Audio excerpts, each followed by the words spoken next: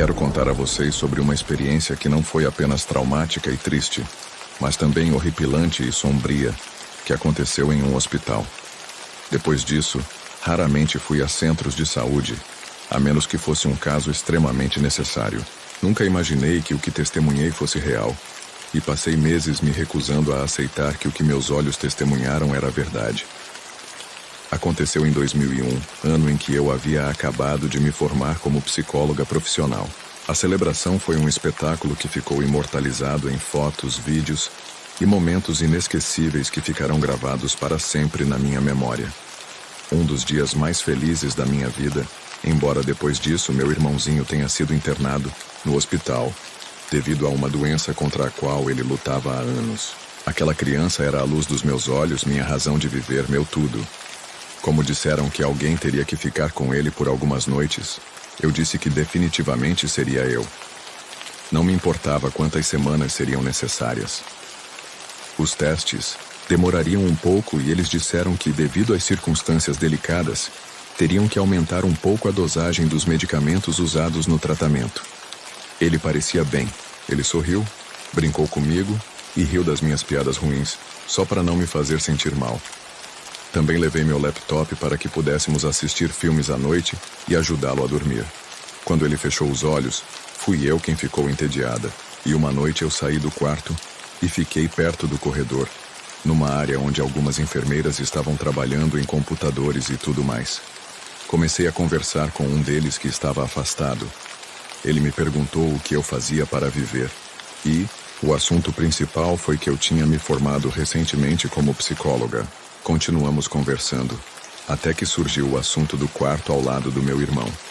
A enfermeira me contou que há um mês uma criança morreu repentinamente durante a noite, quando estava em perfeitas condições. Ele foi hospitalizado por uma fratura simples no braço e receberia alta no dia seguinte.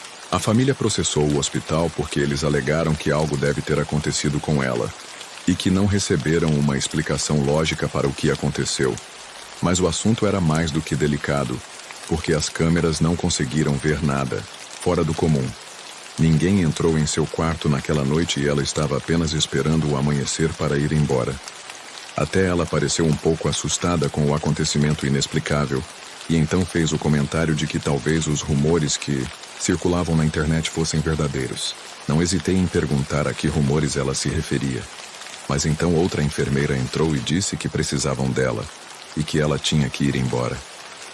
Quando voltei para o quarto onde meu irmão estava, vi uma criança ao lado dele e fiquei paralisada. Você deve estar se perguntando por que eu teria medo de ver uma criança inocente conversando com meu irmãozinho. Bem, o motivo é que a enfermeira me mostrou uma foto do garotinho que havia morrido, e era ele. Ele estava na minha frente, acariciando a cabeça do meu irmão. Eu imediatamente me virei para abrir a porta e chamar as enfermeiras, mas estranhamente ela não abriu. Era como se estivesse presa e eu achasse impossível abri-la. A mesma criança me disse para não tentar, que somente ela abriria a porta. Então ela deixou meu irmão sozinho, veio até mim e disse que viria buscá-lo esta semana. Ele me avisou que não havia nada que pudesse fazer e disse que lamentava muito que isso acontecesse. Eu mesmo o vi se afastando, abrindo a porta que eu não conseguia abrir. Eu o segui imediatamente, mas ele não estava em lugar nenhum. Era como se a terra o tivesse engolido, e era óbvio que ninguém conseguia vê-lo. Comecei imediatamente a pesquisar na internet e encontrei um fórum que falava sobre o hospital em que eu estava. Todos eles alegaram que havia rumores de algumas pessoas que disseram ter visto uma enfermeira fantasma que morreu anos atrás no hospital, na época em que estava dando à luz ao seu bebê. Dizem que essa enfermeira não conseguia transcender e buscava conforto nas crianças, por isso era comumente vista por bebês e ocasionalmente por adultos. Fiquei cheia de medo quando li isso. Eu não queria que meu irmão passasse por algo horrível naquele hospital e tivesse que passar pelo terror de ver um fantasma. Então, no dia seguinte, fiz tudo o que pude para solicitar a transferência do meu irmão. Até meus pais vieram ao hospital para me apoiar, mas disseram que era impossível isso acontecer. O tratamento estava dando os resultados esperados, e mudá-lo tão repentinamente causaria danos à saúde do meu irmão. E eles não podiam se dar a esse luxo, não em meio às controvérsias pelas quais estavam passando. A noite caiu e tornou-se impossível tirá-lo de lá. Nosso último recurso foi uma ordem para irmos embora e levá-lo para casa, mas mesmo assim falhamos. Novamente estávamos sozinhos lá. Não havia quase nenhum funcionário naquele andar naquele momento. E o silêncio era abismal. Tudo o que eu conseguia ouvir era o barulho perturbador da máquina monitorando seus sinais vitais e, com o passar das horas, tive uma vontade terrível de ir ao banheiro. Fui o mais rápido que pude, mas enquanto lavava as mãos, não sei explicar, comecei a sentir uma presença. A atmosfera parecia mais fria e deprimente do que já era, e isso me deu uma sensação incrível de desconforto, como uma tristeza muito grande. Com isso, comecei a ouvir os sinais vitais do meu irmão, que começaram a acelerar rapidamente, do nada. Tentei correr para avisar as enfermeiras, mas a porta não abriu. Fiquei presa em algo que não me deixava abrir a porta, quando antes eu não tinha tido problemas para abri-la ou fechá-la. Eu ainda sentia aquela sensação de uma presença que me deixava extremamente triste, ao mesmo tempo em que estava com muito medo do que estava acontecendo com meu irmão. E eu não conseguia sair dali. Então, eu ouvi o som horrível daquela máquina, quando não há sinais vitais. Naquele exato momento consegui abrir a porta sem nenhum problema, e nada poderia me explicar por que eu não conseguia abri-la quando eu mais precisava. Meu irmão não estava mais respirando. Procurei os enfermeiros para pedir ajuda para que pudessem fazer todo o possível para ajudar meu irmãozinho, mas era inevitável. Meu irmão faleceu naquela noite. A causa de sua morte teria sido uma parada cardíaca súbita. Mas eu sei que algo mais aconteceu. Sinto lágrimas nos olhos ao pensar que meu pobre irmãozinho pode ter visto algo horrível e que uma entidade fez isso com ele, assim como aconteceu com aquele outro garotinho que faleceu há algum tempo. A enfermeira com quem falei outro dia me disse secretamente que a outra criança e meu irmão não eram os únicos, que essas mortes estranhas e repentinas aconteciam com mais frequência do que eu pensava, mas eles eram ameaçados e não podiam dizer nada. Passei o tempo todo no hospital gritando que algo maligno estava à espreita ali, e que eles tinham que fazer alguma coisa porque outras crianças perderiam suas vidas, mas eles apenas tentaram me acalmar, até que a segurança chegou e me tirou do local. Com tantas declarações negativas que fiz contra o hospital, pensei que os repórteres iriam inundar o local pela manhã, mas nenhum apareceu. Eles encontraram uma maneira de encobrir tudo, e recebemos mensagens e ligações de pessoas desconhecidas, nos ameaçando com tudo o que fariam conosco se falássemos alguma coisa. Enterramos meu irmão com uma dor incrível, e a impotência de não termos conseguido fazer nada para salvá-lo.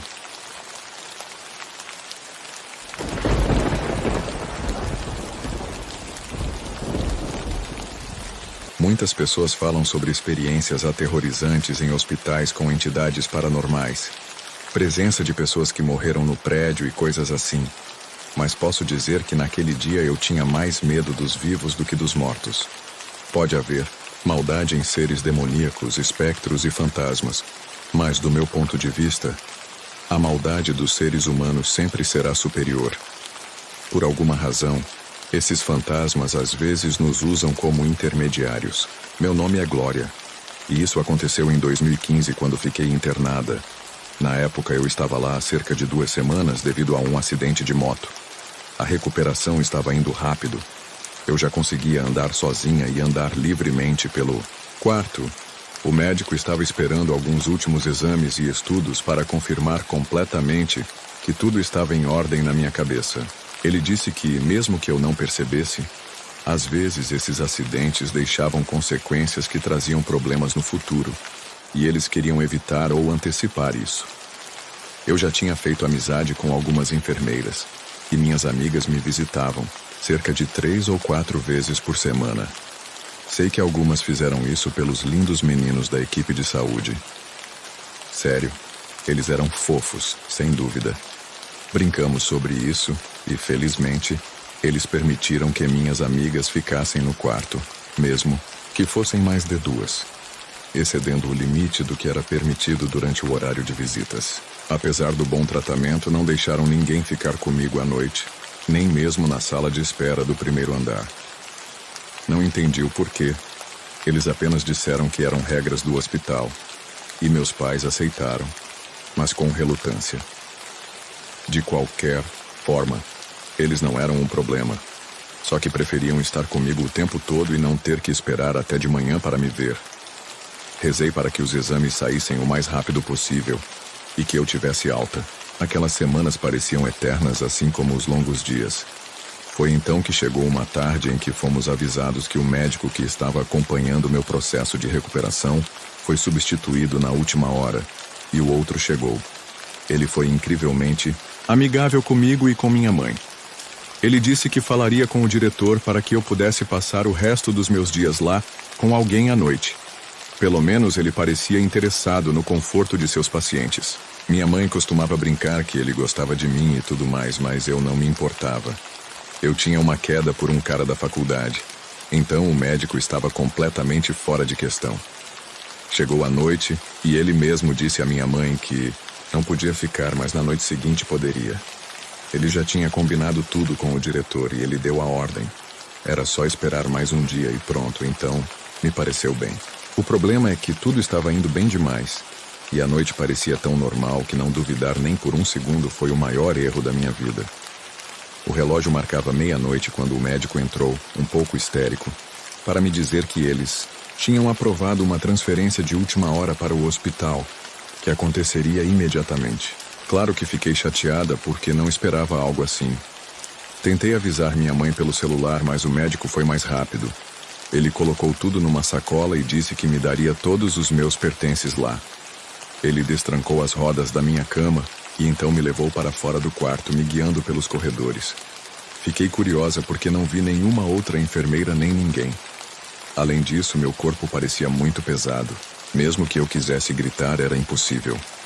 Eu senti como se estivesse a segundos de desmaiar, e isso intensificou o medo. Tudo o que eu conseguia pensar era que devia haver algo no soro que me deram. Levamos alguns minutos, subimos de elevador, e ele me levou para uma sala muito remota, onde as luzes mal funcionavam. Ele não me colocou na cama, tirou meu soro, me pegou no colo e me deixou no chão. Não era um quarto como os outros, mas era muito pequeno, onde a cama ocuparia muito espaço. Mal consegui sentar quando o médico acendeu a luz, e antes de sair me disse que o azar tinha batido na minha porta, e que se eu gritasse, ele mesmo viria fechar meus olhos para sempre. Ele foi embora, e foi então que percebi que havia outra garota, ao meu lado com os joelhos dobrados junto ao corpo e tremendo, encostada na parede. No fundo da sala havia um cadáver com roupas de enfermeira. O cheiro estava se concentrando, e a menina me disse que Leia tinha matado naquela manhã. Perguntei a ela quem era esse homem, e ela confessou que descobriu que esse suposto médico trabalhava para uma rede de escravidão branca, responsável por substituir pacientes. Eles os escondiam naquele lugar para que não pudessem nos encontrar, e com o passar dos dias, eles seriam dados como desaparecidos, quando então estaríamos muito longe, em outro país ou talvez mortos, quando isso acontecesse. Tudo isso me fez entender que não sairíamos vivas dali. Eu queria me levantar para abrir a porta, mas minhas pernas mal conseguiam responder. Eu disse para ela fazer isso, mas ela estava tão apavorada e tremendo que mal conseguiu me dizer. Ela balançava a cabeça para tudo que eu pedia, e 2 horas depois o médico voltou com uma enfermeira.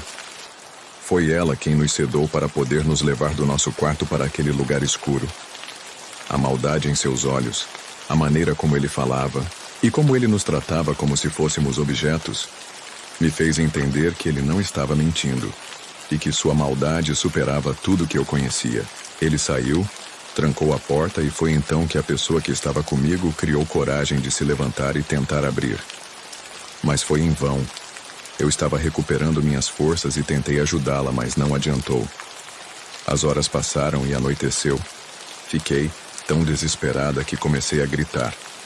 A outra garota estava chorando, mas depois ela se juntou a mim nos gritos. O raio de luz surgiu quando alguém apareceu, dizendo que descobriria como nos tirar dali. Ele apareceu com um cano e o usou para forçar a fechadura com cerca de 10 golpes. Era o irmão da menina que estava comigo, que decidiu visitar secretamente a irmã fora do horário comercial. E quando ele não a viu, soube que algo ruim estava acontecendo, então decidiu procurá-la até encontrá-la. Contamos tudo a ele e imediatamente chamamos a polícia. Esperamos pelos policiais no primeiro andar do hospital. Eles encontraram o corpo naquele quarto e imediatamente prenderam o médico. Ficou claro que ele não fez isso sozinho, e a enfermeira que o ajudou em seus crimes também foi presa. Desde então afirmo e reitero que um fantasma pode assustar, traumatizar e fazer o que quiser. Mas o maior perigo sempre será representado por outro ser humano, completamente consciente e em sã consciência. A verdadeira maldade pura. Curta, comente e inscreva-se no canal. Vamos continuar as histórias. Muitos dizem que o diabo não existe, e outros afirmam ter tido experiências em que foram continuados. E uma experiência terrível me fez confirmar que eu não estava errado. Era o ano de 2014. Eu estava hospitalizado, pois o ônibus em que eu estava sofreu um acidente ao ser atingido por outro veículo no acostamento onde eu estava sentado. Meu braço direito teve que ser engessado por causa de uma fratura, e eu estava constantemente tonto. Eles tiveram que me dar remédios não só para a dor, mas também para me ajudar a dormir. Minha família estava mais do que preocupada, e poucos puderam me visitar porque o horário de visita coincidia com seus horários de trabalho. Às vezes ia uma tia, outras vezes um primo. Eu passava por alguns dias sozinho e os notificava de tudo pelo celular. Era tedioso ter que fazer quase tudo com uma mão. E o gesso ficou comigo por um bom tempo, mesmo depois que eu recebi a alta. O pior de tudo era o médico. Ele sempre me repreendia por alguma coisa, às vezes pela posição em que eu estava sentada, ou pela má condição em que eu segurava o soro injetado na minha mão. Isso me deixava louco, mas não havia outra escolha, a não ser aguentar. Às vezes ele me assustava dizendo que eu precisava fazer mais exames, que alguns dos que já tinham feito não revelaram nada de bom e que eu deveria me preparar para o pior. Não sei que tipo de médico dá um diagnóstico desses a um paciente, mas eu tive que aturar isso. Eu não queria falar nada para minha mãe, nem mesmo pelo telefone, porque conhecendo-a muito bem, ela era capaz de sair do trabalho só para encarar aquele médico e colocá-lo no lugar dele. Ela certamente teria gostado disso, mas eu não. Queria causar problemas nem no hospital nem no trabalho da minha mãe. Então eu me distraía com meu celular e com meus livros, que eu lia numa velocidade incrível. Afinal, eu não tinha mais nada para fazer. Finalmente chegou aquela noite, aquela que mudou tudo. O médico amargo e desrespeitoso entrou na sala com um olhar sério. Pensei que ele fosse me repreender ou dizer o quanto não gostava de mim. Era realmente insuportável. Mas em vez disso, ele me disse que tinha todos os resultados dos exames e que, embora eu não tivesse sintomas, foi revelado que o impacto na minha cabeça havia causado danos graves, o que acabaria causando um derrame a qualquer momento e nada poderia ser feito. Comecei a chorar na frente dele, e ele tentou me consolar dizendo que, de qualquer forma, havia uma chance de que isso não acontecesse naqueles dias, mas em meses ou anos. Ele então acrescentou que uma operação era impossível, porque então o risco seria maior. Ele saiu e voltou 2 horas depois. Ele me encontrou chorando incontrolavelmente. Eu nem queria contar nada para minha mãe. O médico voltou para me dizer que meu pai tinha acabado de sofrer um acidente terrível, e os paramédicos disseram que não achavam que ele pudesse ser salvo. Minha dor triplicou. Comecei a chorar e até a gritar sem me importar. Aquele médico me abraçou, me confortou e então sussurrou em meu ouvido se eu era capaz de fazer tudo o que fosse necessário para salvar meu pai. Eu disse que sim, e então ele me explicou que havia uma maneira de salvar não apenas a vida do meu pai, mas também a minha. Sequei minhas lágrimas e perguntei como, ao que ele respondeu que se eu vendesse minha alma ao diabo através dele, então ele cuidaria de prolongar nossos anos de vida e prosperidade, desfrutando de boa saúde e tudo mais. Fiquei realmente surpreso, mas ele imediatamente deixou claro que eu não podia contar nada a ninguém e que eu tinha que responder ali mesmo. Ele sabia como fazer isso. Eu me vi em um estado de tristeza incrível. Ele era irracional e não pensava em absolutamente nada. Eu disse a ele que aceitava fazer o pacto, e então ele tirou o soro, me ajudou a sair da cama e me disse para ir com ele para um quarto que ele já tinha preparado exclusivamente para tudo isso. Nenhuma das enfermeiras disse nada. Elas nos olhavam como se andar com ele fosse normal, algo que acontecia regularmente. Como ele disse, ele me levou para uma sala isolada, iluminada com velas e paredes vermelhas. No centro estava pintado um pentagrama branco, e ele me disse para me ajoelhar no centro. Então eu fiz. Ele me deu algumas folhas com frases em um idioma que eu não conhecia, mas que especificavam como pronunciá-las corretamente. Ele me disse que para tudo correr bem eu tinha que dizer até a última palavra, e depois cuspir, guardando na mente o pedido que faria ao diabo, e ele se encarregaria de atendê-lo. Comecei a ler lentamente e, em segundos, observei as chamas das velas se intensificarem, atingindo mais de 1 metro de altura. O calor aumentou a ponto de o ar-condicionado não ser mais percebido. E não só isso, meu corpo começou a ficar frio, ao mesmo tempo em que eu suava e sentia calor. Eu estava tremendo, uma fumaça branca saía da minha boca, e logo depois comecei a ouvir vozes, me dizendo para ler mais rápido, que estavam ansiosas para ter minha alma e me perguntando se eu realmente queria que meu pai vivesse, para ler aquelas páginas de uma vez por todas. Eu estava chorando enquanto fazia isso, pensando que era uma péssima ideia. Eu tinha lido apenas 4 parágrafos do livro, e a essa altura, já conseguia ver as pessoas na sala com o canto do olho, com olhos vermelhos e sorrisos malignos e repugnantes. Eles me aterrorizaram, e o médico me disse para não prestar atenção, que eles eram apenas testemunhas e tudo mais. O pentagrama branco ficou avermelhado e as velas se apagaram. Faltando apenas algumas palavras para terminar, a dor de cabeça se intensificou ao máximo e a fez desmaiar. Acordei na minha cama, no meu quarto, ainda no hospital. Meus pais estavam lá e outro médico ao meu lado. Disseram-me que o anterior renunciou e foi embora sem dizer mais nada. Contei tudo a eles. Eles chamaram a polícia e encontraram o quarto, com aquelas coisas e símbolos satânicos. No entanto, eles disseram que forçar outra pessoa a vender sua alma não era considerado crime no Código Penal e é por isso que a queixa não era válida. Eles me deram alta e eu jurei que daquele momento em diante nunca mais voltaria a um hospital. A última vez foi quando removeram o gesso. Só fui salvo de vender minha alma por alguma razão estranha e desconhecida para mim. Eu desmaiei. E aquele médico decidiu me deixar no meu quarto, esperando que eu não me lembrasse de nada. Essas coisas acontecem onde você menos espera. Quando alguém está mais vulnerável a realizar atos macabros. Obrigado por me ouvir.